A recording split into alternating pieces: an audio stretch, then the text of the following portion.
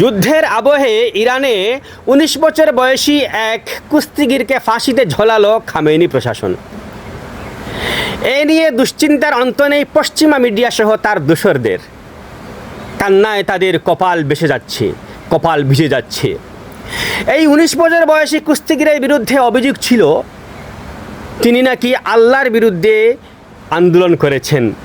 তার বিরুদ্ধে আরও অভিযোগ রয়েছে ২০২৫ সালে যে সরকার বিরোধী বা রাষ্ট্রবিরোধী যে আন্দোলন হয়েছিল সেই আন্দোলনে তিনি সামিল ছিলেন এবং দুজন পুলিশকর্মীকে হত্যা করার অভিযোগ তার বিরুদ্ধে রয়েছে। এটাই অভিযোগ। এই অভিযোগে তাকে ফাঁসিতে ঝোলানো হয়েছে। তো পশ্চিমা মিডিয়া এবং তার দোসরদের অভিযোগ অনুযায়ী ইরানে এতদিন নারী নির্যাতন চলতো, এখন পুরুষ নির্যাতন চলছে। যাই হোক, এটাও বড় কথা নয়। বড় কথা হচ্ছে যে মানুষটাকে ফাঁসিতে ঝোলানো হয়েছিল তার বিরুদ্ধে নিশ্চয়ই একটা কঠিন চার্জ লেগেছে, রাষ্ট্রদ্রোহিতামূলক বা রাষ্ট্রদ্রোহমূলক কোনো চার্জ লেগেছে, যার কারণে তাকে ফাঁসিতে ঝোলানো হয়েছে। এবার আসি আসল কথায়। আসল কথা হচ্ছে, আপনারাই তো বলেন যে ইরান হচ্ছে একটি ইসলামিক গণপ্রজাতন্ত্রী দেশ, মানে ইসলামিক দেশ। তো একটা ইসলামী দেশে কি কি কাজ করলে পরে রাষ্ট্রদ্রোহমূলক মামলা হয়, অর্থাৎ রাষ্ট্রদ্রোহিতার মামলা হয়, এটা বোঝার ব্যাপার রয়েছে। দেখুন, পশ্চিমা গণতন্ত্র অনুযায়ী, আব্রাহাম লিঙ্কনের গণতন্ত্র অনুযায়ী রাষ্ট্রের যে ক্যারেক্টার রয়েছে তার মধ্যে একটা আছে যে সার্বভৌমত্ব। তো আমার দেশের বা অন্যান্য দেশের সার্বভৌমত্ব হচ্ছে একটা বড় জিনিস। এর বিরুদ্ধে গেলেই রাষ্ট্রদ্রোহমূলক মামলা হবে, রাষ্ট্রের বিরুদ্ধে ষড়যন্ত্রমূলক মামলা হবে, তার মানে দেশদ্রোহিতামূলক মামলা হবে।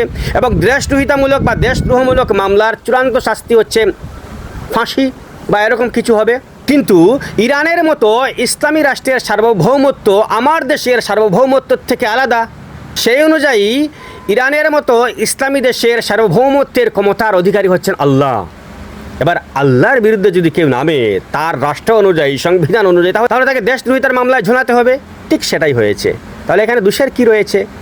এটা তো অন্যান্য দেশেও সার্বভৌমত্বের বিরুদ্ধে কেউ কথা বললে তার বিরুদ্ধে চূড়ান্ত শাস্তি হয়, শুটার সাইট ওয়ার্ডারও হয়। তাহলে পার্থক্যটা কোথায়? আমরা যারা সংবাদ শুনি, আমরা শুধু সংবাদ মাধ্যম যা বলে, যে থট আমাদের মাথায় চিপকে দেয় সেটাই আমরা গিলি। আমরা সত্যাসত্য আমরা কিছু বুঝতে চাই না, তার যৌক্তিক দিকগুলো আমরা বুঝতে চাই না। এবার এই হচ্ছে ব্যাপার যে ইরানের সার্বভৌমত্বের ক্ষমতার অধিকার হচ্ছেন আল্লাহ। এবার আল্লাহর বিরুদ্ধে আল্লাহ মানে এই রাষ্ট্র, যেহেতু রাষ্ট্রের সার্বভৌমত্ব ক্ষমতার অধিকার আল্লাহ, তার মানে আল্লাহর বিরুদ্ধে অভিযানে যদি কেউ নামে তাহলে তার বিরুদ্ধে তো এরকম মামলা হবেই।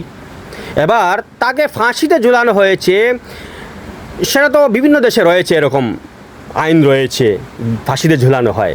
তো এখানে আমি বড় কিছু দেখছি না। এটা রাষ্ট্রের ব্যাপার, সে তার আইন মতো তাকে শাস্তি দিয়েছে, এটা তার ব্যাপার। এখানে আমার নাক গলানো কী থাকতে পারে? ধন্যবাদ।